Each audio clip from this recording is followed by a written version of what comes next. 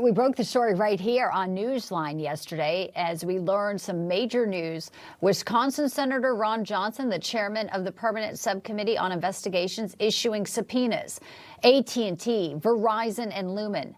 Of course, all of this centers on the Special Counsel Jack Smith, who he was targeting during his investigation into President Trump. It is dubbed Operation Arctic Frost, and I am so pleased right now to have Senator Johnson join us. Good to have you. It's been a moment. We have been following this.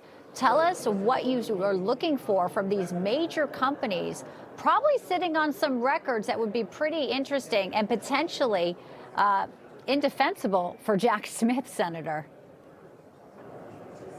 Well, first of all, the telecom's actually been quite helpful. They've been cooperative. They have privacy issues they have to deal with, so they require subpoenas to turn over certain information to us. So these are actually more friendly subpoenas. What I'm primarily interested in, and honestly, because the Justice Department is I think, so overwhelmed with so many messes the Trump administration is trying to clean up. What I'm most interested in is I want the communication between Jack Smith's team, the Biden administration, and other local and state law enforcement. For example, we have an egregious example of lawfare going on right now in the state of Wisconsin. Judge Trupus represented President Trump after the 2020 election. He is being destroyed financially. This is a person of high integrity. And I want to know what kind of coordination was occurring between our Attorney General, Josh Kaul, and the Biden administration, possibly the Jack Frost investigation as well. We've got a number of Wisconsinites, just ordinary citizens that were caught up in that dragnet. I want to know, too. I love the term friendly subpoena. I hadn't heard that yet, but of course, we know the privacy law. So it's good they want to play ball. I'm really encouraged to hear that because it is time for transparency, and you have been pushing for this for so long.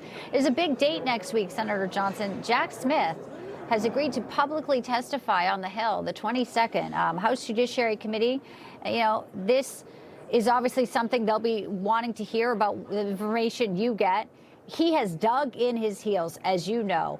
He says he's done nothing wrong. He's really been trying to deflect all of the weaponization that his office was conducting. What are you looking for most in that day when he faces the cameras finally? The truth, the full truth and nothing but the truth. My concern about Jack Smith right now, he is completely unrepentant. We have not obtained the number of documents that we really need, from my standpoint, before I want to haul him in to do a transcribed interview or do a hearing with him. Don't have a problem with the House Judiciary doing that as well.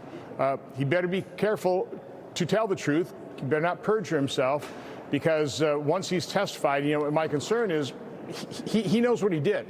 He knows, what wrongdoing he might have done. We're still, pretty much in the dark. We just have not got that many documents in terms of, showing us exactly what the full extent of this investigation. So I'm concerned he may run circles around committee members and just not really have to divulge the full and complete truth. All right. Well, we certainly hope that there is some daylight there, if not with just the hearing. As we know, some of the, have complained that, hearings are just for theatrics and real accountability is what needs to happen. So well said there and duly noted. I want to get your reaction to what's happening on the Hill when it comes to ICE and Democrats threatening to shut down the government over it, Senator. Here's Chris Murphy of Connecticut. Democrats cannot vote for a DHS budget that doesn't restrain the growing lawlessness of the agency. We're at a moment where President Trump is talking about the Insurrection Act. That's how lawless it is, and it has nothing to do, many say, with ICE, but with the ground and the local officials either fanning the flames or police not being there on the scene. There's one report where police in Minnesota actually fled because they were a bit concerned about some of the protests getting too hot. What do you make of a shutdown over ICE funding from the left? Well, I've been pressing our leadership, both in the House and Senate, as well as the White House. How are we going to make sure that DHS is funded? I know the appropriators are working hard and they're coming up with these packages and they're leaving DHS for last. We can't do that. We've got to hold out, for example, labor HHS. That is the package the Democrats most want. We need to combine DHS with that. If we combine that with the Department of Defense and just leave DHS for the very last thing, it'll never get passed. We will not get 60 votes in the Senate. So we have to combine that with probably labor HHS, and I'm highly concerned about what Republicans are talking about in terms of the appropriation packages we're bringing up right now. They'll pass one here today.